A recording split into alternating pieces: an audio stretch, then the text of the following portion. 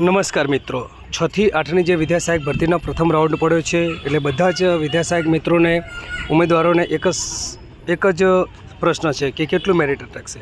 આ વખતનું મેરિટ કંઈ નક્કી કહી શકાય એવું નથી, કારણ કે આ વખતે 3 ભરતી 1 થી 5, 9, 10 અને 11, 12 અને 6 થી 8ની બધી જોડે જ આવી છે. તો આ ભરતીનું મેરિટ નીચે જાય એની માટેની થોડાક સૂચનો છે. જો એ રીતે પાલન થાય તો આ મેરિટ ઘણું બધું નીચે જઈ શકે છે અને ઘણા બધાના ઘરે નોકરી રૂપી દીવો પણ થઈ શકે છે.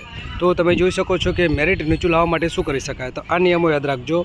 જેમને 1 થી 5માં મળી ગયું હોય તેઓ કૃપા કરીને 6 થી 8માં ન લેતા. 9 થી 12માં પણ જેને મળી ગયું હોય એ 6 થી 8માં ન લેતા. અને ચાલુ નોકરીવાળા ભાઈ બહેનો જે રિપીટર થવાના છે તે પણ મહેરબાની કરીને રિપીટર ન થતા, જેથી બીજાને નોકરીની તક મળે. અને જેને જનરલ કેટેગરીમાં લઈ શકે છે તેઓ પહેલાં જનરલ કેટેગરીમાં લે અને અન્ય કેટેગરીની સીટો બચાવે. સૌથી અગત્યનું, જો તમારે જિલ્લા પસંદગી પછી શાળા પસંદગી માટે ન જવાનું હોય તો કૃપા કરીને સીટ બ્લોક ન કરતા.